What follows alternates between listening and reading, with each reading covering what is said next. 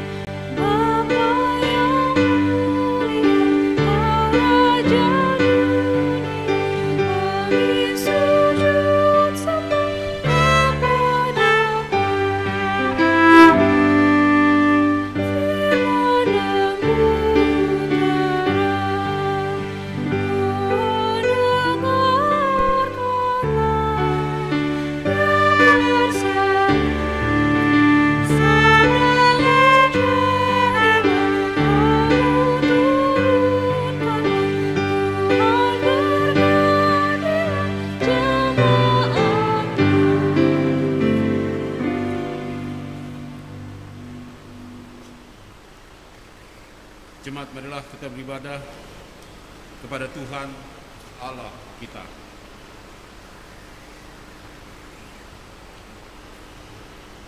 Pertolongan kita adalah dalam nama Tuhan yang menjadikan langit dan bumi.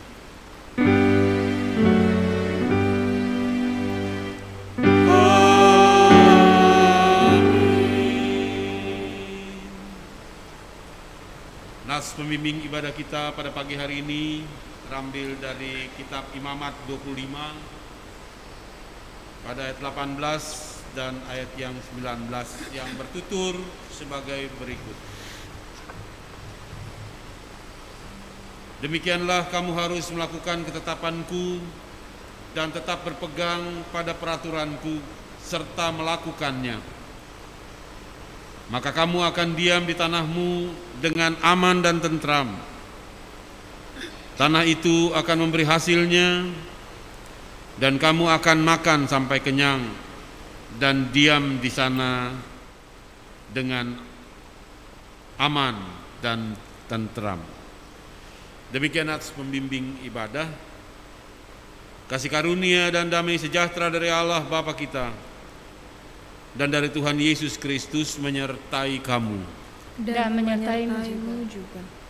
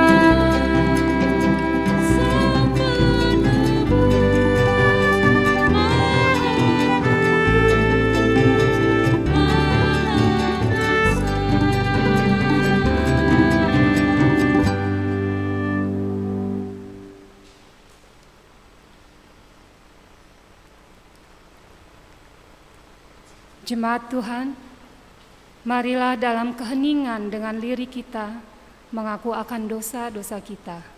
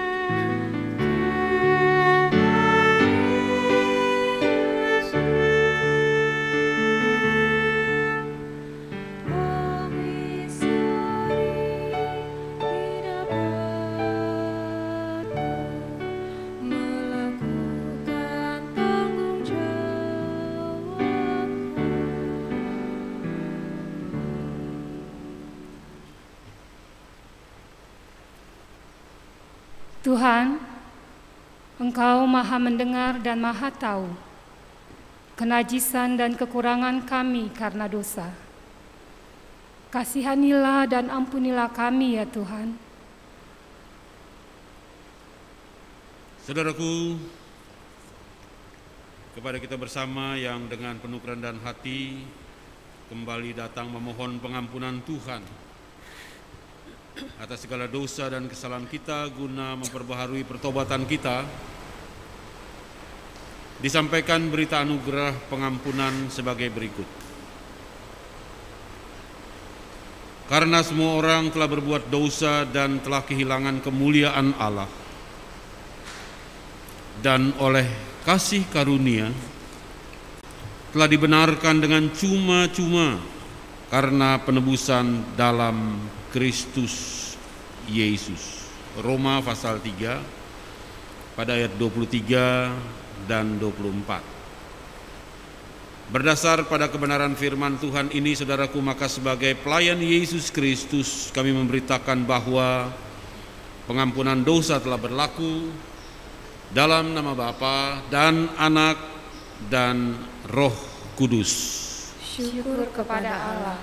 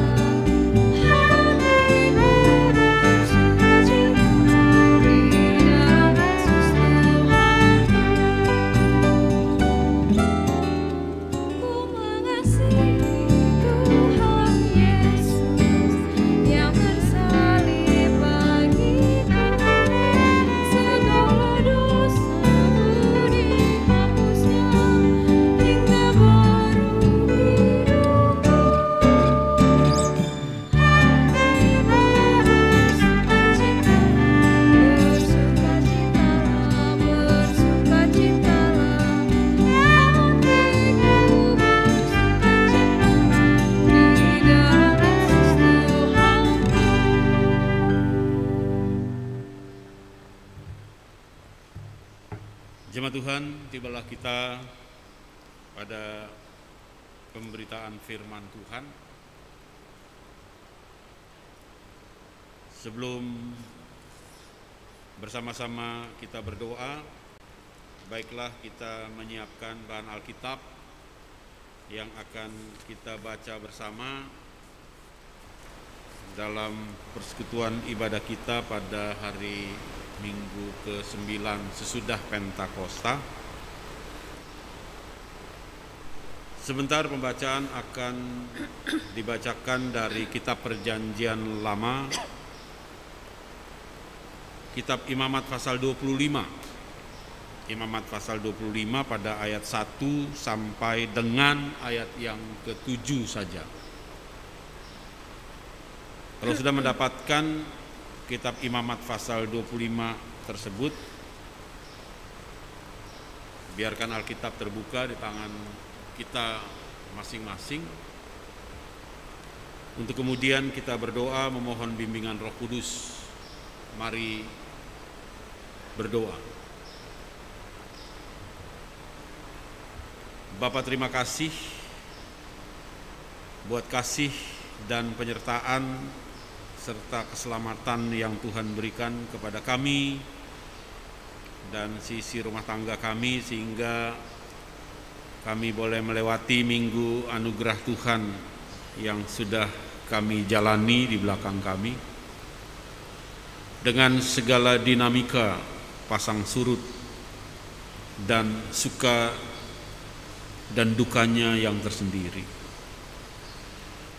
Tuhan berkenan menghimpun kami untuk membuka minggu baru ini dalam ibadah, membuka hati dan pikiran kami serta seluruh keberadaan hidup kami untuk kebenaran firman Tuhan yang kami imani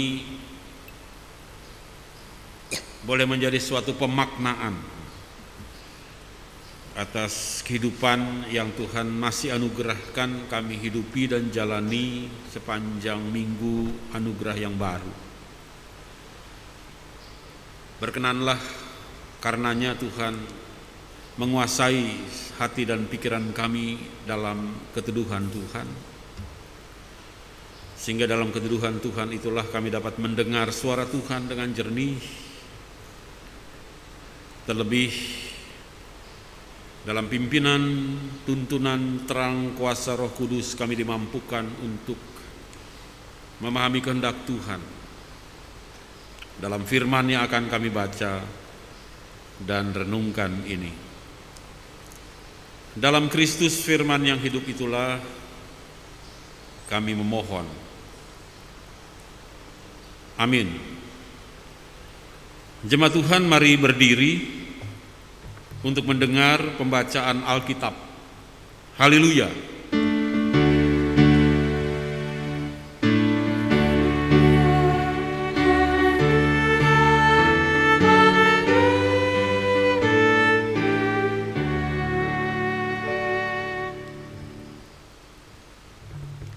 Bacaan Alkitab yang terambil dari kitab Imamat pasal 25 ayat 1 sampai 7 yang bertutur sebagai berikut.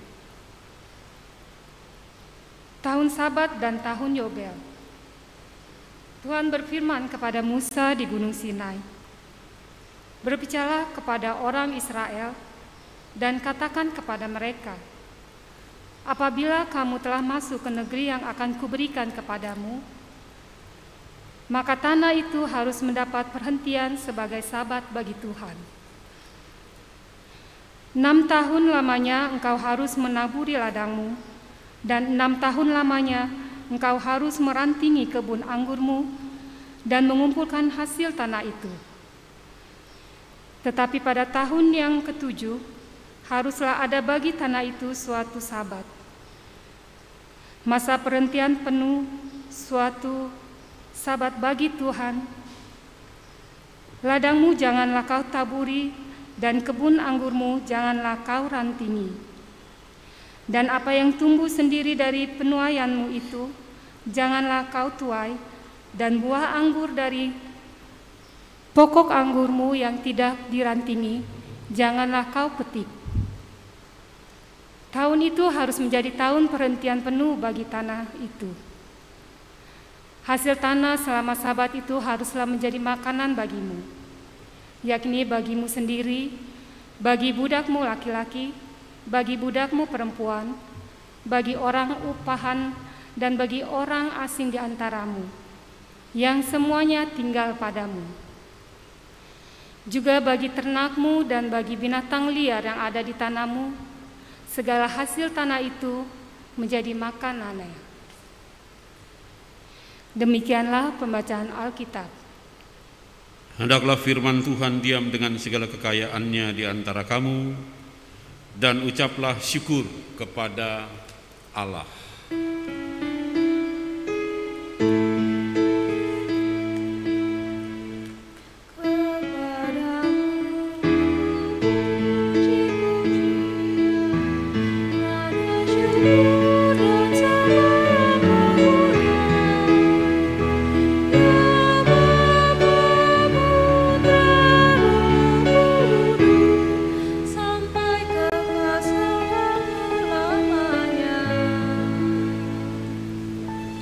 Jemaat silakan duduk kembali.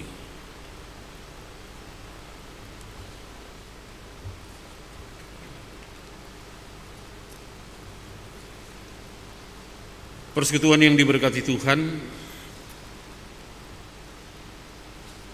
saudara-saudara jemaat yang boleh bersyukur dalam kekuatan dan kesehatannya untuk bersiap-siap memasuki minggu anugerah Tuhan yang baru, ataupun saudara-saudara jemaat yang mengikuti tayangan ini dalam situasi dan kondisi kesehatan yang agak terganggu oleh sakit dan penyakit yang mendera, atau kekasih-kekasih yang isolasi mandiri karena terpapar oleh virus corona. Bahkan rekan-rekan yang mengikuti tayangan ibadah hari Minggu pagi ini dalam tugas pekerjaan di tengah-tengah laut ketika ada dalam tanggung jawab untuk berlayar. Apa yang kitab imamat atau tulisan perihal aturan dan peraturan keimaman ini mau nyatakan kepada kita melalui bacaan kita pada hari Minggu pagi ini? Kitab Imamat sebagaimana 4 kitab Taurat atau kitab Pentateuch lainnya memberi kesaksian bahwa kehidupan keseharian umat Israel, umat Tuhan pada waktu itu, bahkan pada setiap saat dan waktunya, baik dalam aspek sosial sekuler maupun sosial keagamaan, umat wajib jalani dalam bingkai aturan dan peraturan Taurat. Nah, berbicara tentang aturan dan peraturan Taurat, sebagaimana yang sebagian kecilnya kita baca melalui kitab Imamat pada pagi ini, atau pemberlakuan hukum Taurat dalam kehidupan sehari-hari umat Israel mulai dari zaman umat Perjanjian Lama bahkan hingga dengan saat ini, hukum Taurat itu terdiri dari 3 jenis hukum maksudnya, atau 3 jenis aturan dan peraturan Taurat. Yang pertama, aturan dan peraturan Taurat yang disebut hukum etik moral. Itu yang pertama.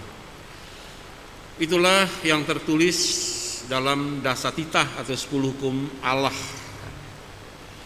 Hukum etik moral ini sifatnya universal dan bisa dibilang abadi.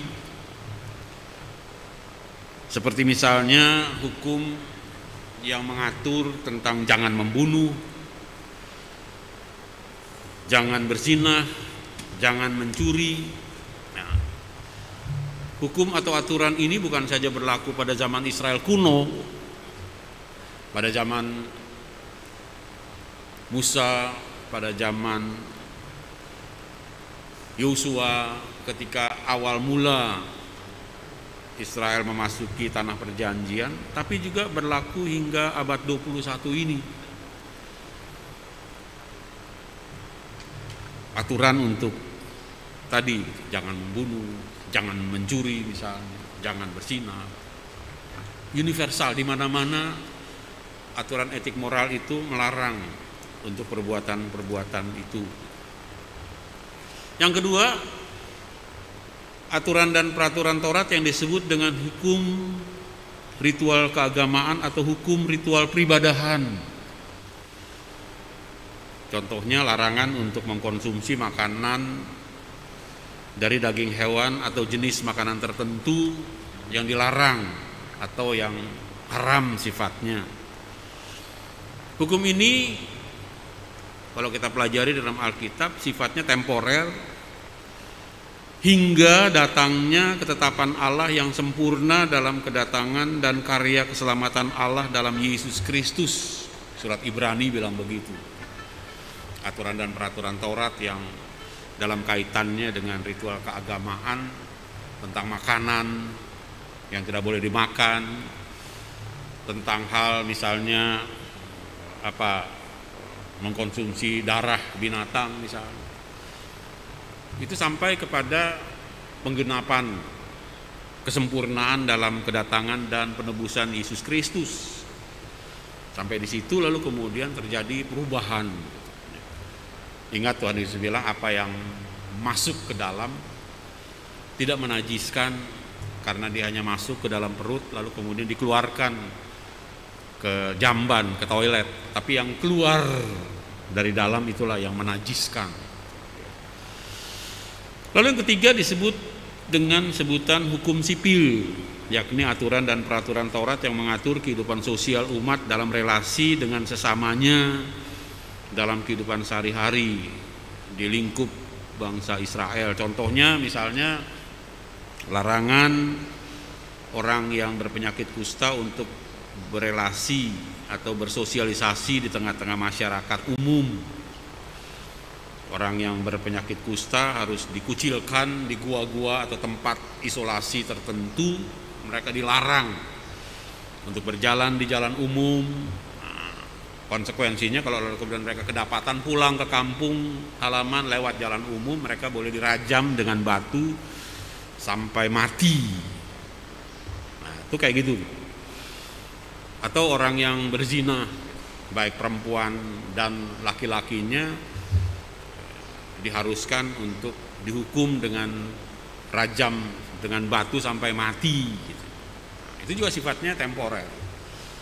Sampai kepada lalu kemudian datangnya yang sempurna dalam karya kasih Allah, karya penyelamatan Allah dalam Yesus Kristus, lalu kemudian bukan ditiadakan, bukan dirubah, tetap merupakan satu pelanggaran, tetap merupakan satu dosa, tapi lalu kemudian hukumnya lebih manusiawi.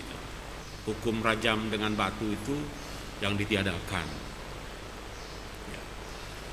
Sampai dengan masa kita saat ini gitu kan. Tetap salah, tetap lalu kemudian menjadi bagian dari hukum positif yang dilanggar. Tapi diratifikasi, udah nggak ada lagi hukum pancung kepala, pancung tangan, ya, hukum dirajam dengan batu sampai mati. Hukumnya lebih humanis, hukumnya lebih manusiawi.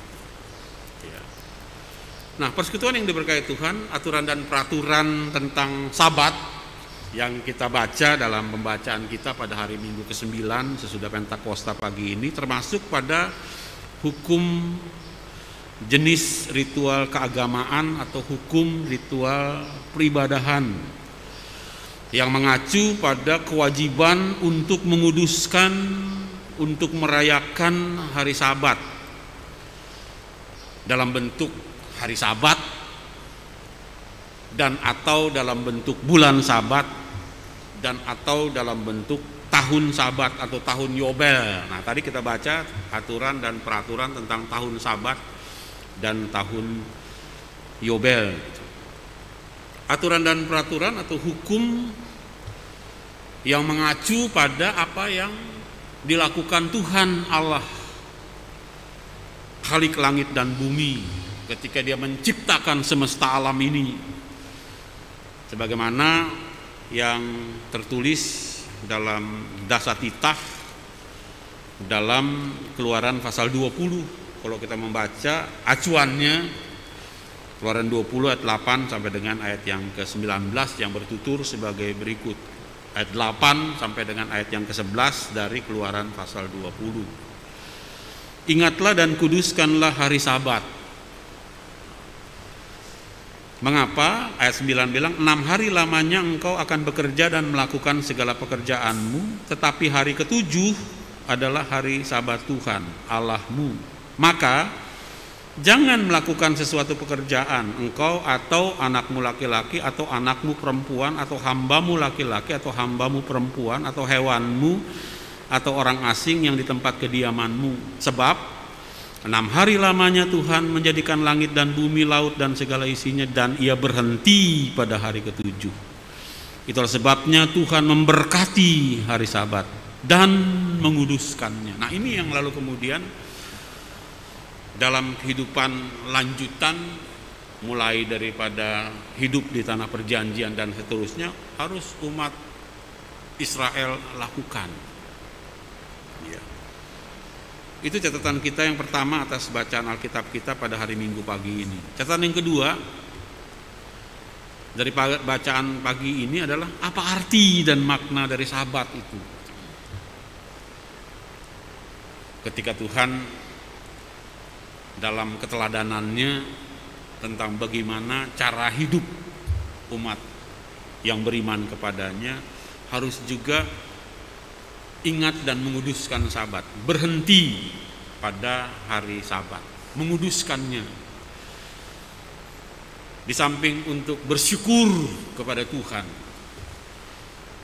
atas keselamatan, kecukupan dan segala apa yang lalu kemudian dilakukan oleh Tuhan dalam kasih, penyertaan dan pembelaannya. Tapi lalu kemudian juga umat harus melakukan segala apa yang Tuhan kehendaki. Dalam bahasa Ibrani, Sabat itu artinya hari yang ketujuh. Jadi dalam tradisi Taurat, hari perhentian yang harus dikuduskan itu adalah hari Sabat, dari kata dasar sab, yang sama dengan kata dasar dari hari Sabtu, yakni hari pada urutan hari yang ketujuh. Perhitungan hari dalam tanggalan Yahudi itu dimulai pada hari Minggu. Dalam bahasa Ibrani disebut Ehad, hari pertama, atau Ahad dalam bahasa Arab, hari yang pertama, hari Minggu, hari kedua Senin, hari ketiga Selasa, dan seterusnya sampai hari Sabat atau hari ketujuh atau hari Sabtu. Apa substansi dari hari Sabat yang harus dikuduskan dalam pengucapan syukur dan ibadah, dan juga pengaktualisasian apa yang menjadi ritual ucapan syukur dan kasih kepada Tuhan Allah semesta alam, yakni mengasihi sesama manusia dan makhluk ciptaan lainnya, mewujudkan cinta kasih berupa perhentian dan pembebasan. Nah, catatan ketiga atau yang terakhir, substansinya kayak apa? Mengingat dan menguduskan Sabat, hari Sabat, bulan Sabat, atau tahun Sabat. Nah, kita tadi membaca tentang tahun Sabat atau tahun Yobel yang harus umat lakukan ketika pertama-tama sekali mereka tiba di tanah terjanji atau tanah perjanjian. Dikatakan di situ, tanah yang engkau duduki, tanah yang engkau hidupi, tanah yang engkau kelola, yang kuberikan kepadamu, maka tanah itu harus mendapat perhentian sebagai Sabat bagi Tuhan pada hari atau pada tahun yang ketujuh atau pada tahun Yobel. 6 tahun lamanya engkau harus menaburi ladangmu, dan 6 tahun lamanya engkau harus merantingi kebun anggurmu dan mengumpulkan hasil tanah itu. Tetapi pada tahun yang ketujuh, tetapi pada tahun Yobel haruslah ada bagi tanah itu suatu Sabat, masa perhentian penuh, satu Sabat bagi Tuhan.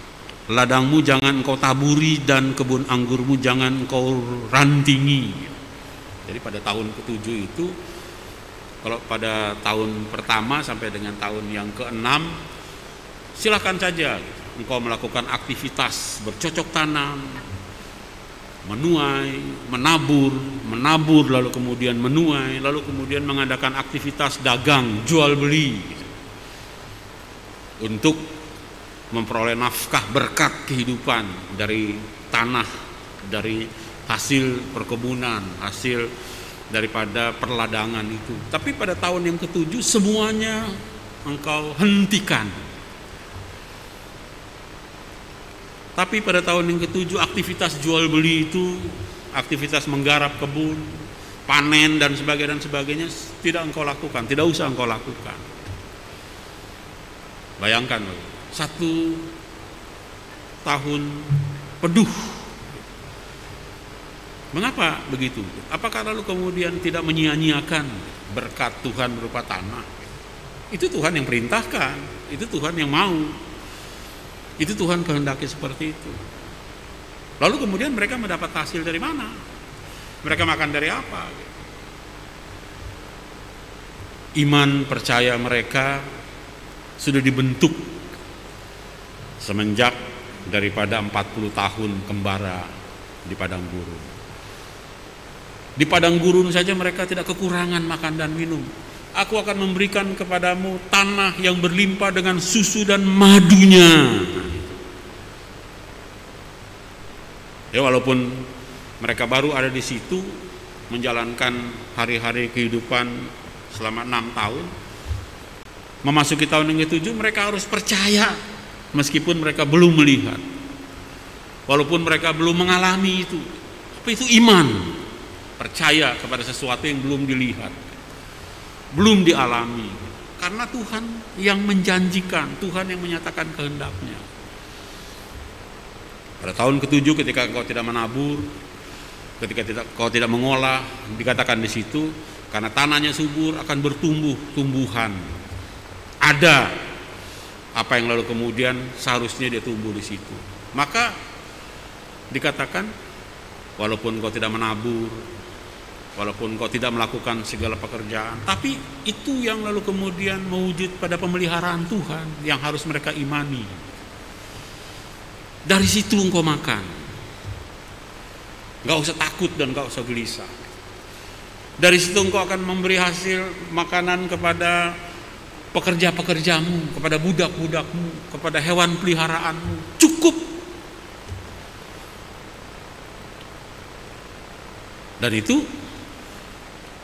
akan mereka alami kalau mereka juga menjalankan hidup bukan karena melihat, tapi karena percaya.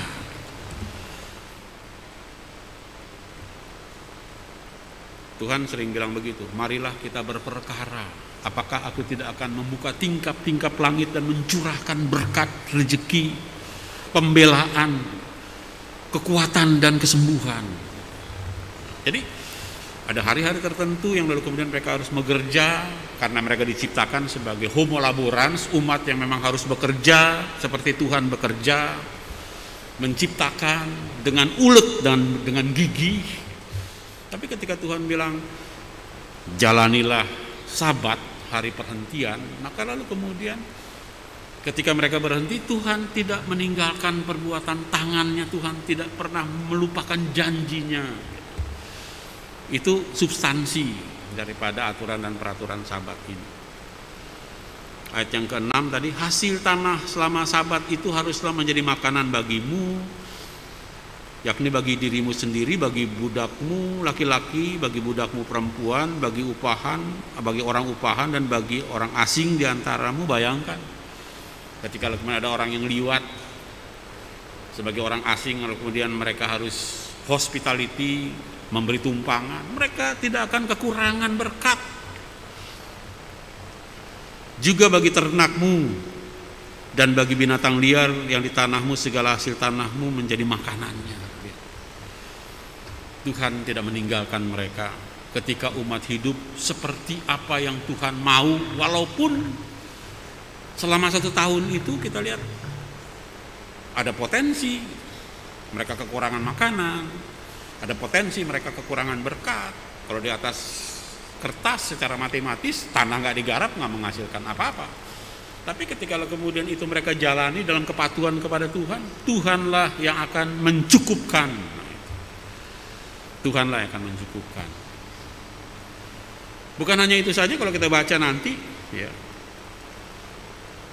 apa yang lalu kemudian harus mereka lakukan di masa Yobel, karena itu tahun Yobel disebut dengan bukan hanya masa perhentian, tapi tahun pembebasan.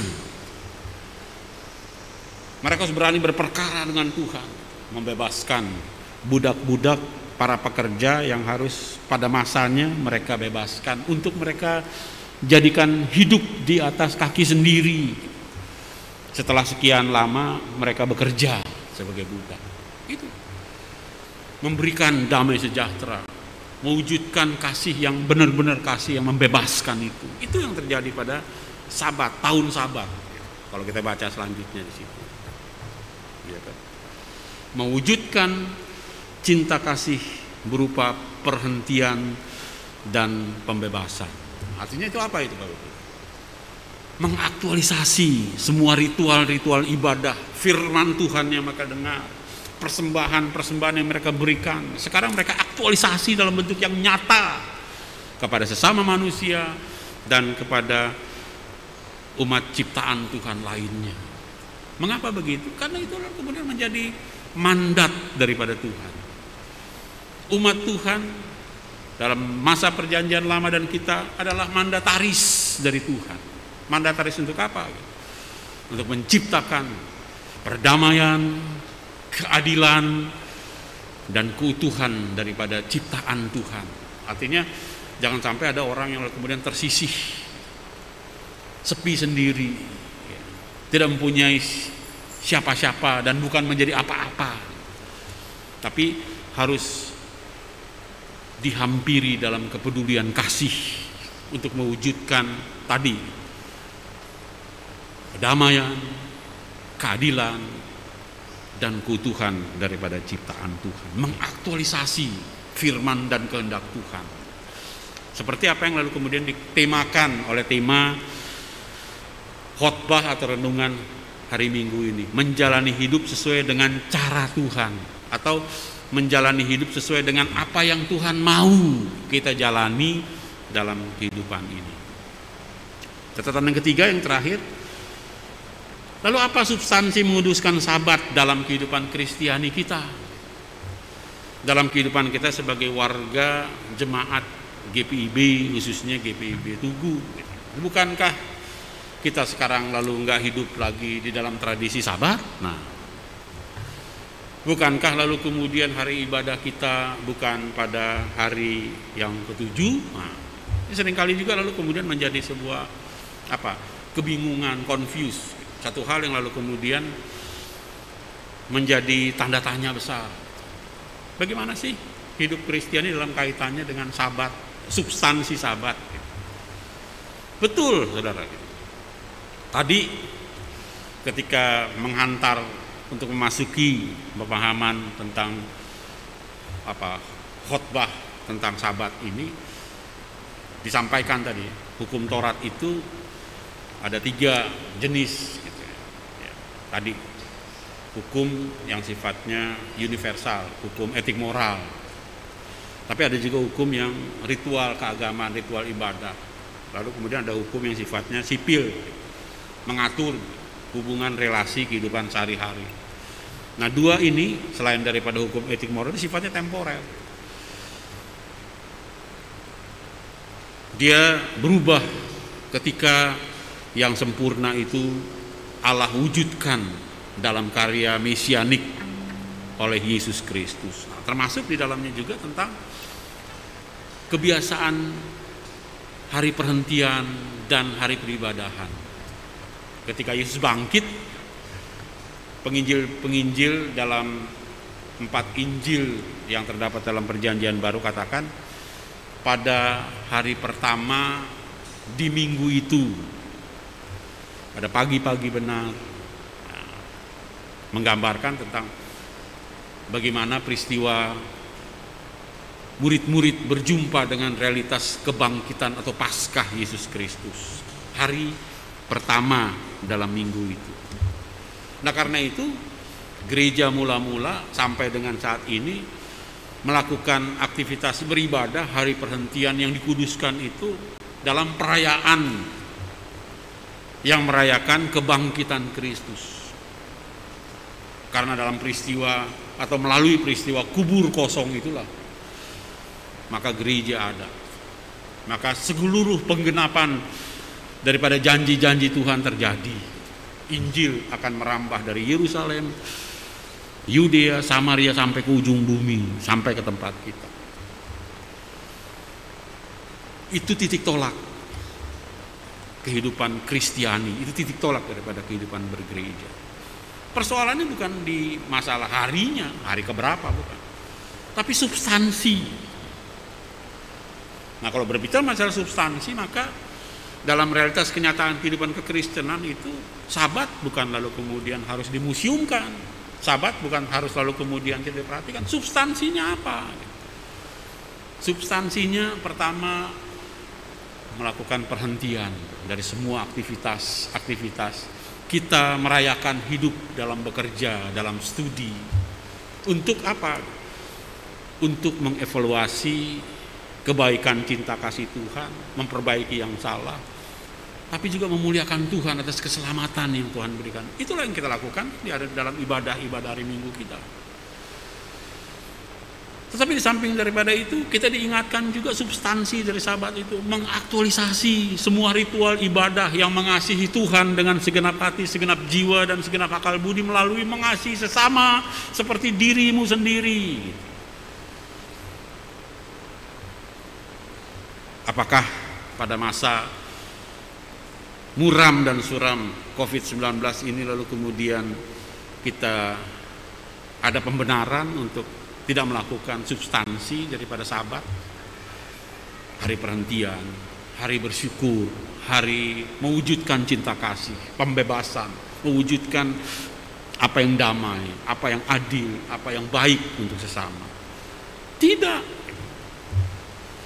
Bahkan kalau kita berani untuk lalu kemudian memahami realitas fenomena COVID-19 ini dengan bingkai pemikiran tentang Sabat, itu bukankah lalu kemudian itu juga kesempatan yang kita harus alami dari berbagai macam kesibukan kita yang seolah-olah tidak ada waktu lagi. Pandemi COVID merubah segalanya. Kita diharuskan untuk diam di rumah bersama dengan keluarga, melakukan pekerjaan, melakukan studi, bahkan melakukan pelayanan bergereja pun dari rumah, di rumah bersama dengan keluarga. Itu artinya apa, Bapak Ibu? Tadi gitu. Dengan positive thinking kita melihat kita diizinkan untuk mengalami perhentian, suami, istri, dan anak-anak untuk kembali ada dalam rajutan cinta kasih dan kekompakan sebagai keluarga. Tapi di tengah-tengah kenyataan kehidupan yang belum kita lalu mendapatkan apa yang menjadi hikmah dari itu, ada banyak kan kita yang lalu kemudian mengatakan, aduh udah rasa bosan di rumah, aduh udah rasa kayaknya lo lagi di rumah, sehingga kemudian kita tidak disiplin gitu. Apalagi ketika kemudian kita sudah divaksin sekali, divaksin 2 kali, lalu kemudian ayo keluar gitu. Sehingga kita harus menghadapi lagi masa muram, PPKM kan, yang darurat malah gitu. Ya. Koreksi perasaan kita tidak betah di rumah bersama dengan istri dan anak-anak. Bukankah itu merupakan waktu dan kesempatan perhentian? Perhentian untuk mobilitas kehidupan. Setuju atau tidak setuju? Dikatakan bahwa dengan masa pandemi ini udara Jakarta lebih bersih, polusinya lebih dapat ditekan. Itu kalau kita melihat dari segi positif.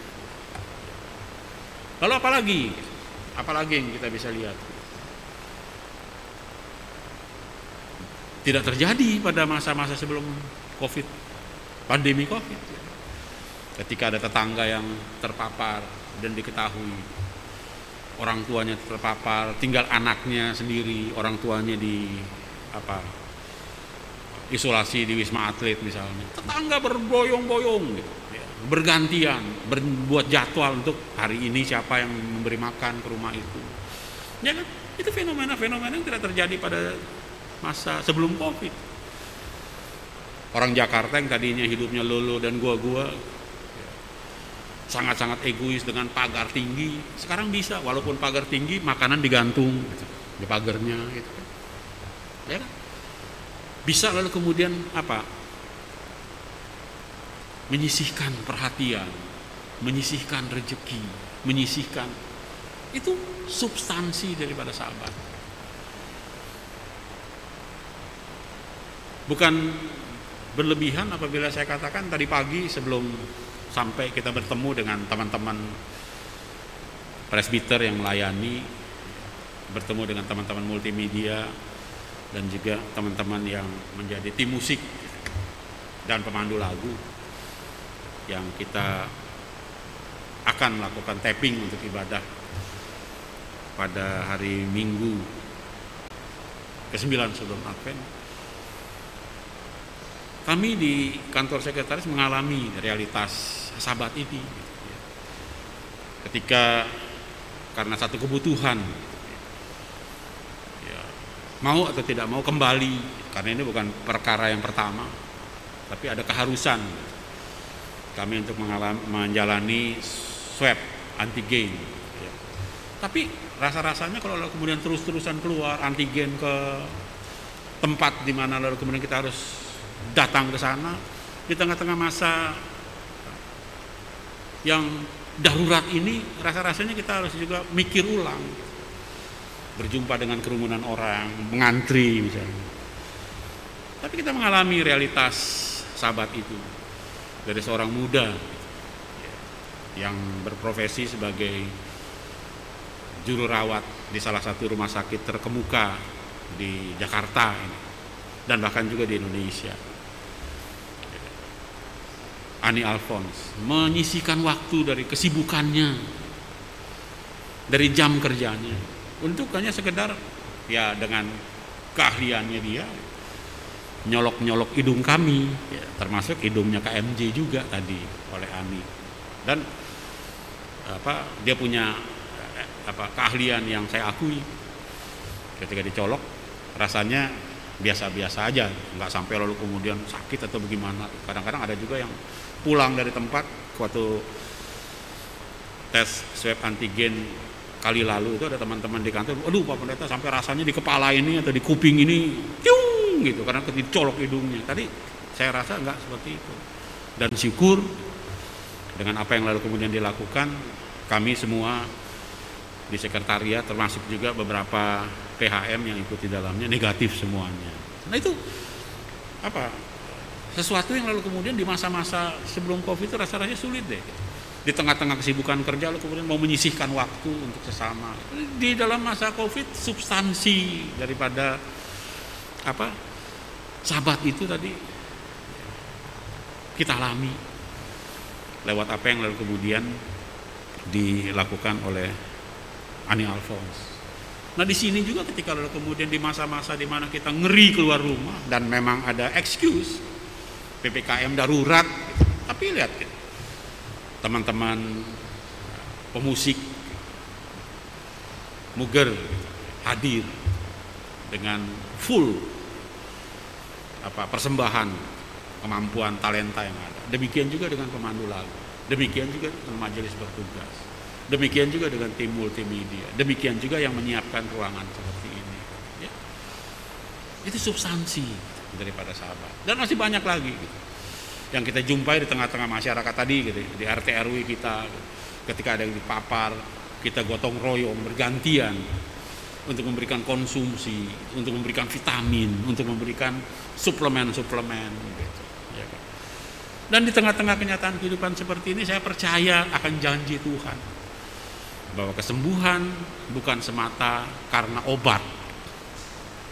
Betul, ya kan? Covid ini belum ada obatnya, tapi dengan apa yang baik dan indah di hadapan Tuhan, nah itu sungguh alangkah baiknya dan indahnya apabila saudara bersama diam dengan rukun Lalu kemudian dalam kediaman dengan rukun itu kita masing-masing berhenti dengan mementingkan diri kita sendiri, mulai belajar untuk lalu kemudian hidup menjadi sesama bagi sesama yang menderita seperti orang Samaria yang baik hati itu. Itu juga acuan daripada sebuah kesembuhan, acuan daripada keterlepasan, acuan daripada sebuah kebebasan, pembebasan yang kita akan alami di tengah-tengah kenyataan kehidupan yang penuh dengan masa kemuraman seperti ini. Dan karena itu, walaupun oleh karena kuasa darah Kristus kita telah selamat, kita telah mendapat jaminan hidup yang kekal, tapi jangan meninggalkan substansi daripada sahabat, mengaktualisasi ritual ibadah di mana kita berhenti, di mana kita lalu kemudian menjadi sesama bagi sesama, di mana kita melakukan pembebasan, pertolongan, kehidupan yang lalu kemudian memperlakukan peduli kasih. Dan di tengah-tengah kenyataan kehidupan ini justru itulah yang Kristus kehendaki. Nah, marilah di sepanjang minggu baru ini, dalam kesehatan kita, dalam kesakitan kita, dalam keterpaparan karena virus corona, kita tetap menjalani hidup sesuai dengan cara Tuhan, sesuai dengan apa yang Tuhan kehendaki. Tuhan memberkati kita. Amin.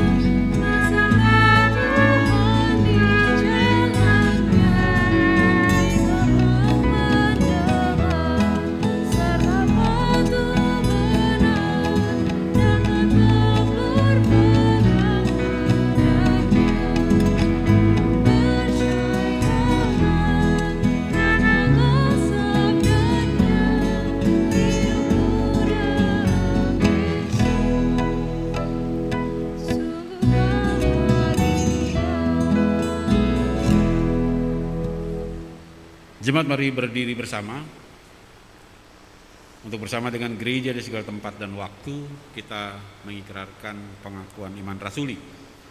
Bersama-sama kita berucap, aku percaya kepada Allah, Bapa yang Maha Kuasa, Khalik langit dan bumi, dan kepada Yesus Kristus, anaknya yang tunggal Tuhan kita, yang dikandung daripada Roh Kudus, lahir dari anak darah Maria, yang menderita di bawah pemerintahan Pontius Pilatus, disalibkan, mati dan dikuburkan, turun ke dalam kerajaan maut.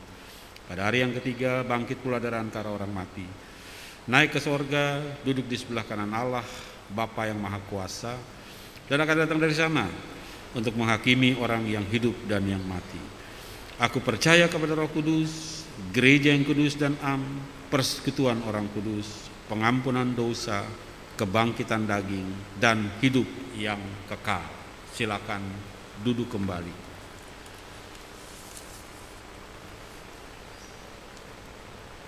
Sejenak kita bersama menaikkan doa syafaat, khususnya untuk mendoakan rekan-rekan, saudara, keluarga, bagian dari persekutuan kita yang sakit.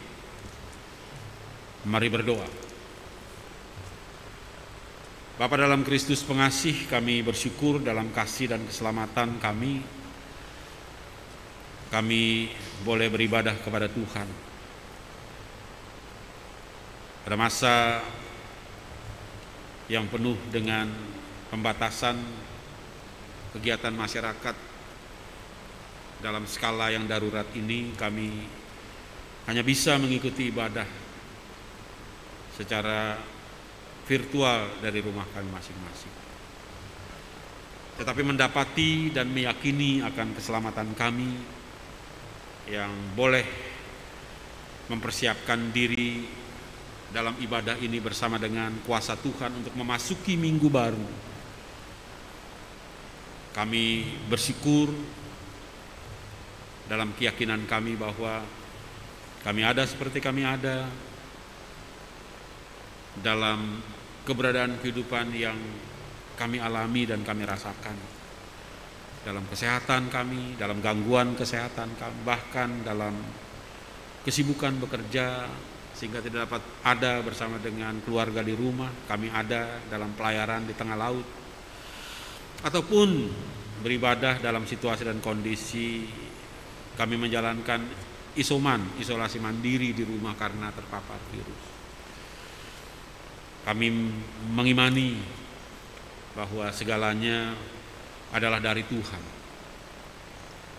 oleh Tuhan, dan untuk Tuhan. Bagi Tuhanlah kemuliaan sampai selama-lamanya.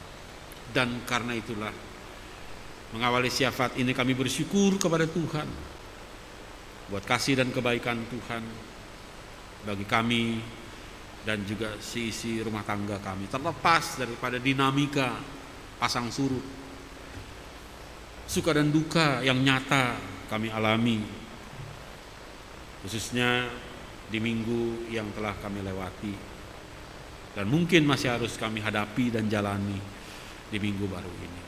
Tuhan izinkan dalam syukur yang boleh kami ungkapkan kepada Tuhan melalui ibadah pagi ini, kami pun memohon perkenanan Tuhan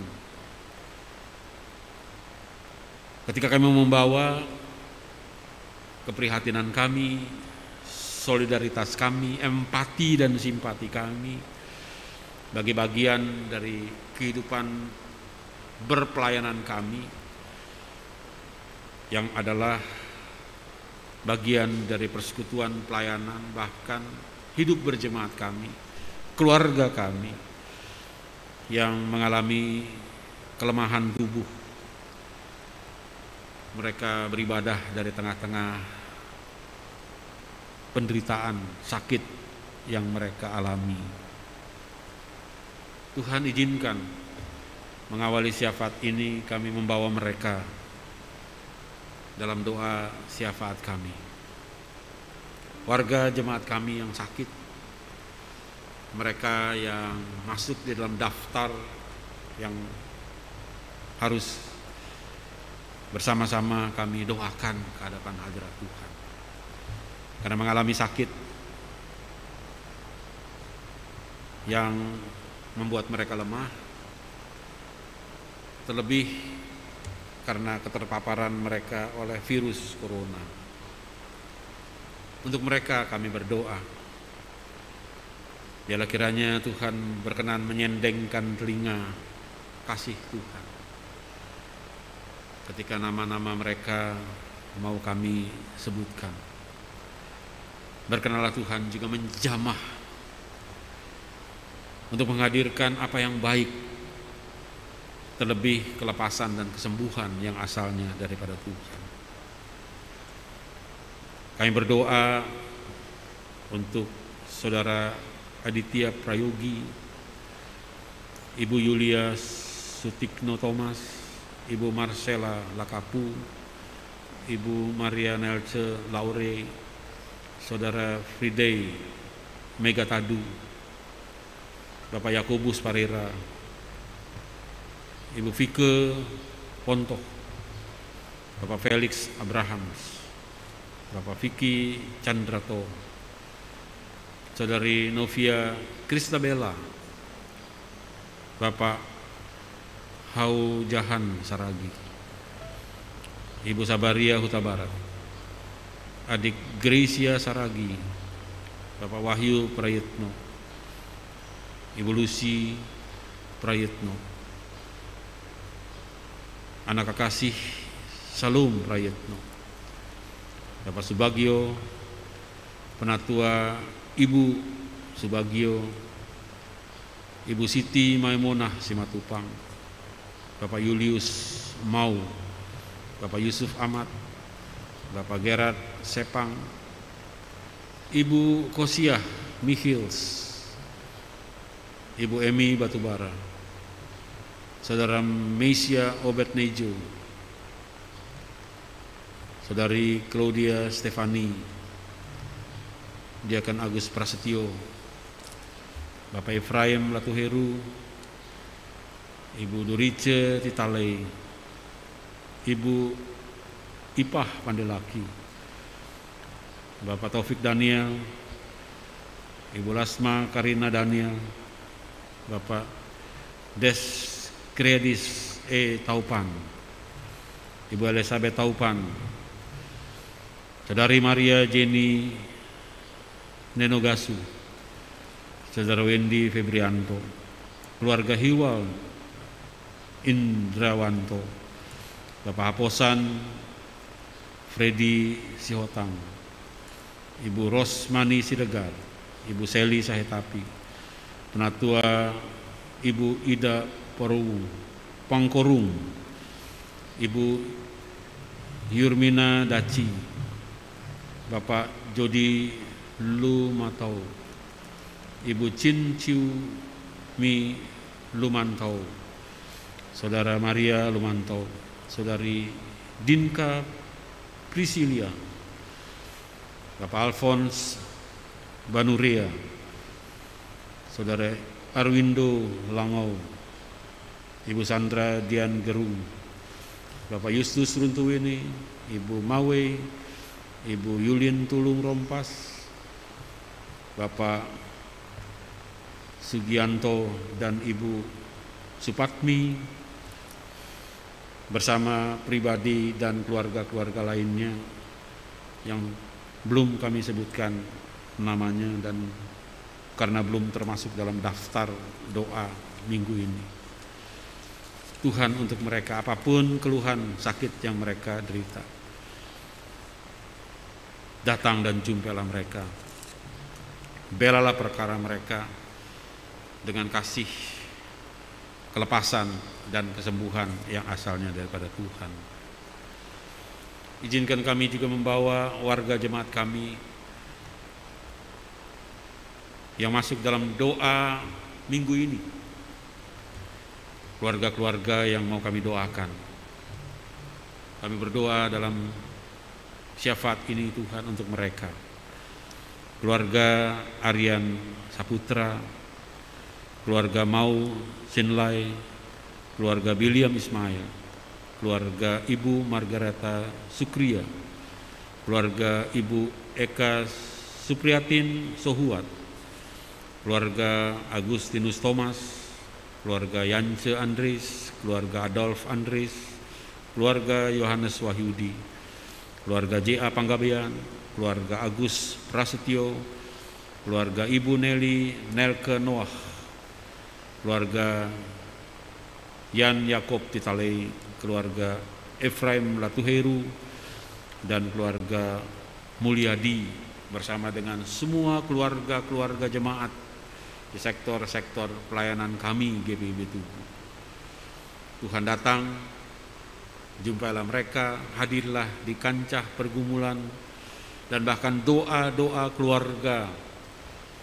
Kami dukung mereka agar mereka boleh ada dalam kehidupan yang senantiasa bersama dengan Tuhan, mengandalkan Tuhan, dan mereka pun boleh mengalami kasih dan kemuliaan Tuhan di tengah-tengah kehidupan rumah tangga, yang mereka jalani bersama dengan kuasa kasih dan pembelaan Tuhan. Kami juga berdoa dan bersyukur kepada Tuhan di tengah-tengah segala hal yang merupakan kemuraman dan bahkan kesuraman dunia, baik internasional maupun nasional kami, lokal di Jakarta Utara. Tapi Tuhan menyatakan kuasa kasih dan pemberian berupa kesembuhan dari sakit, pertolongan Tuhan atas masalah yang kami doakan, kecukupan berkat rezeki dan segala hal yang membawa kami senantiasa hidup berkecukupan, pun pertambahan usia baru kelahiran maupun hidup rumah tangga. Terima kasih Tuhan buat kebaikan, berkat, anugerah, kesukacitaan di tengah-tengah masa yang penuh dengan kemurahan. Kami percaya sebagaimana kebenaran firman, manakala kami hidup di tengah-tengah kenyataan kehidupan seperti apa yang Tuhan mau, kami tidak pernah akan kekurangan berkat dan sukacita yang asalnya daripada Tuhan. Izinkan kami membawa juga pemerintahan negara bangsa kami di tengah-tengah segala gejolak ketidaksabaran, bahkan upaya untuk merongrong kewibawaan menggunakan masalah COVID-19 yang dipolitisasi. Berikan kesehatan dan kekuatan kepada pemerintah negara bangsa kami, Presiden Joko Widodo bersama dengan wakil dan semua staf menteri. Berkati semua upaya-upaya yang sifatnya simalakama, tapi berkatilah upaya-upaya yang memang kelihatannya tidak populer, tidak menyenangkan semua pihak. Tetapi biarlah kiranya Engkau berikan hikmat, akal budi, agar pemerintah negara bangsa kami boleh menjaga stabilitas ekonomi, keamanan nasional, regional maupun lokal dengan strategi-strategi yang Tuhan berkati. Berkati juga apa yang juga menjadi keprihatinan dan juga keresahan bagi dunia usaha menengah ke bawah dengan penerapan PPKM darurat ini. Semuanya kami serahkan ke dalam tangan Tuhan karena kami percaya Tuhan menolong dan bahkan memberkati semua upaya yang berpihak kepada masyarakat yang dilakukan oleh Presiden negara bangsa kami, Presiden Joko Widodo, yang Kau pilih dan tetapkan untuk menjadi pemimpin Indonesia menuju kepada Indonesia yang maju, sejahtera, dan bahkan adil dan makmur. Kami berdoa menyerahkan kehidupan berjemaat dan bergereja kami. Tuhan berkati juga di tengah-tengah segala kebutuhan gereja-gereja Tuhan untuk menggerakkan roda pelayanan, namun di tengah-tengah keterbatasan yang juga dialami. Kami percaya Tuhan tidak meninggalkan kami, tapi Tuhan turut bekerja dalam segala hal untuk mendatangkan kebaikan bagi semua kami yang Tuhan pilih untuk menjadi pelayan-pelayan Tuhan yang mewujudkan kasih dan pelayanan kami kepada Tuhan dan kepada sesama. Bapa Surgawi, berkati kami melalui ibadah kami. Berkati juga bagian dari keluarga yang tidak bersama dengan kami, yang selalu kami doakan keselamatan, kesejahteraan, dan kecukupan mereka dimanapun mereka berada terpisah dari kami. Khususnya kami berdoa untuk kekasih-kekasih kami yang melintasi minggu lalu menuju minggu ini juga masih dalam duka karena kematian orang yang mereka kasihi. Mereka terhalang dan terkendala untuk datang karena pembatasan masa COVID ini. Tuhan hiburkan dan kuatkan mereka. Tuhan juga hiburkan dan juga berkati semua kekasih-kekasih kami dan kami di sini yang selalu saling mendoakan satu dengan yang lain, dengan kekasih-kekasih kami yang terpisah jauh dari kami. Tuhan berkati mereka seperti Tuhan memberkati kami dalam kehidupan kami di Tugu dan sekitarnya. Akhirnya bersama dengan semua jemaat kami para pelayan Tuhan di ruang ibadah yang terbatas ini, kami serahkan rangkaian ibadah kami bersama dengan jemaat Tuhan yang ada di rumah-rumah yang mengikuti ibadah ini secara virtual. Berkenanlah Tuhan menerima ibadah kami, nyanyian, doa, dan persekutuan kami dengan firman Tuhan sebagai persembahan yang berbau harum di hadapan hadirat Tuhan. Dan Tuhan pun berkenan untuk memberkati kami satu persatu di tempat doa kami masing-masing. Dan mari Tuhan, datang dan jumpailah kami dengan lawatan-Mu yang penuh dengan kasih, pertolongan, dan pembelaan yang agung. Letakkanlah tangan pengurapan-Mu di atas kepala kami yang berdoa di tempat kami berdoa. Urapilah hidup kami. Urapilah sumber daya insani kami. Berkati dan urapi segala kelengkapan Allah yang Kau berikan bagi kami untuk berjalan di tengah-tengah tantangan minggu baru yang tersendiri, untuk meyakini bahwa Tuhan tetap beserta dan menolong kami. Jangan biarkan kami beranjak dari bangku doa kami sebelum Tuhan sendiri memberkati kami. Dan karena itu, berkatilah kami dan sisi rumah tangga kami. Berkatilah ibadah kami. Terimalah sebagai persembahan yang berbau harum di hadapan Tuhan, yang menyukacitakan hati Tuhan, untuk Tuhan tetap berjalan bersama dengan kami dalam berkat-berkat yang senantiasa membawa kami juga hidup menjadi saksi dan berkat Tuhan yang menyukacitakan Tuhan dan sesama kami. Ya Tuhan, dalam pengasihan-Mu kami mohon,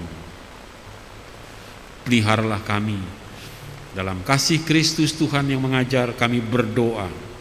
Bapa kami yang di sorga, dikuduskanlah nama-Mu, datanglah kerajaan-Mu, jadilah kehendak-Mu di bumi seperti di sorga.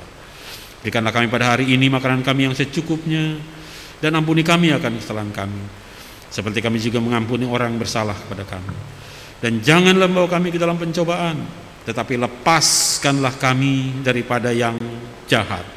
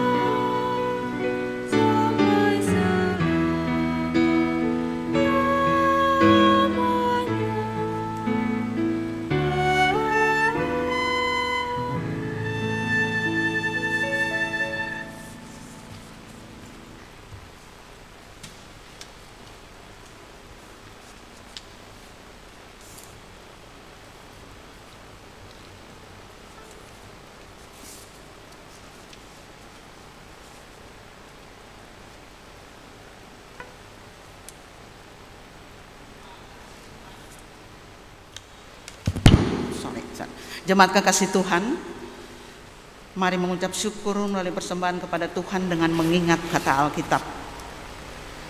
Dan Kristus telah mati untuk semua orang, supaya mereka yang hidup tidak lagi hidup untuk dirinya sendiri, tetapi untuk Dia yang telah mati dan telah dibangkitkan untuk mereka. 2 Korintus 5 ayat 15. Tuhan memberkati persembahan yang saudara berikan dengan tulus dan jujur.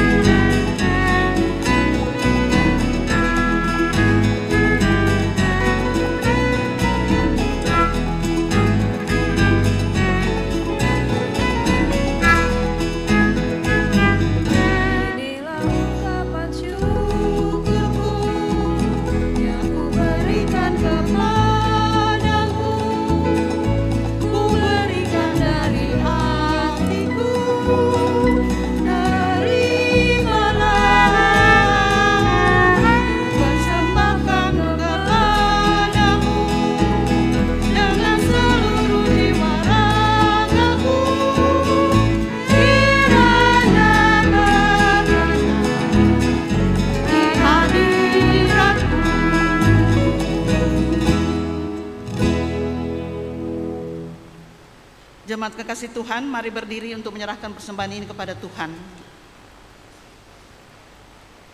Bapa dalam Kristus, pengasih, kami berterima kasih atas karya Roh Kudus-Mu yang menggerakkan hati kami untuk mau menyisihkan sebagian dari berkat-Mu untuk kami berikan sebagai persembahan dalam peribadatan kami saat ini. Berkati penggunaannya agar memiliki nilai sebagai persembahan yang benar, guna terwujudnya ibadah yang sejati dalam pelayanan gereja-Mu sehari-hari, demi kemuliaan Yesus Kristus, sumber berkat kehidupan kami. Amin.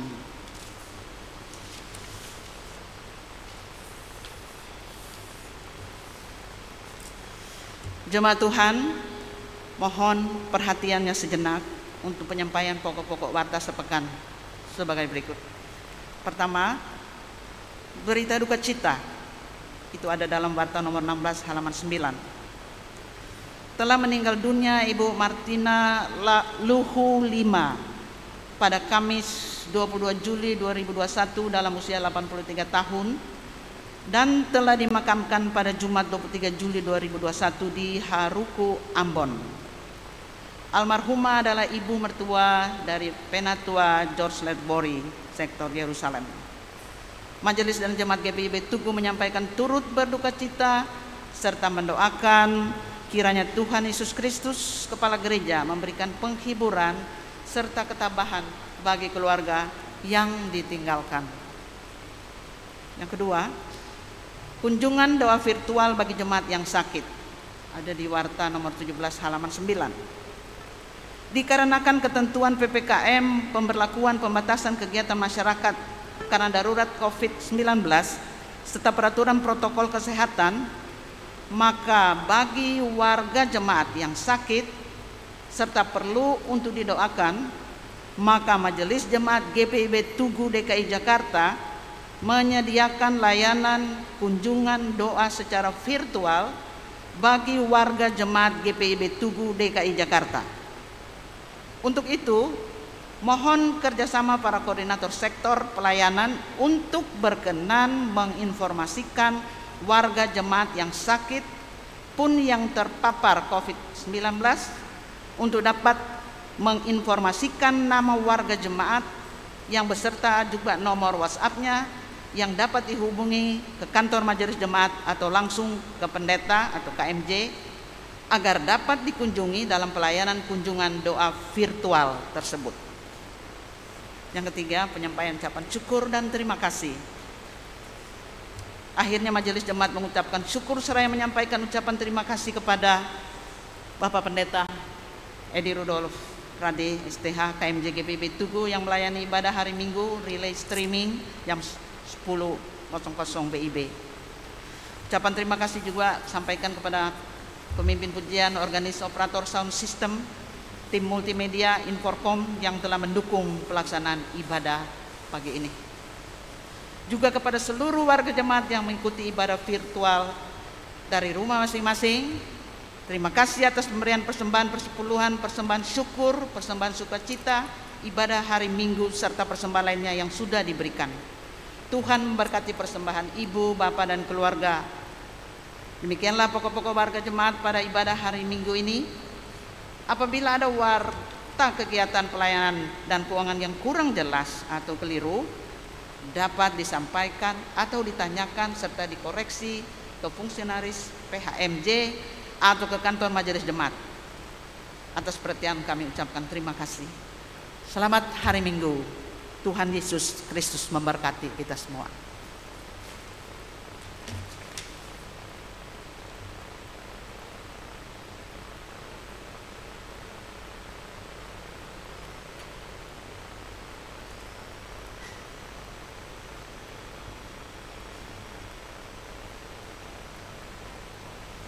Akhirnya, saudaraku, mari kita berdiri bersama untuk mempersiapkan akhir daripada ibadah kita pada hari Minggu ini dengan menerima amanat pengutusan. Pergilah dalam damai sejahtera ke dalam kehidupanmu sehari-hari. Mari berlakukanlah kehendak Tuhan dalam firman yang telah kita bersama dengar tadi. Kita akhiri ibadah dengan nyanyian pengutusan.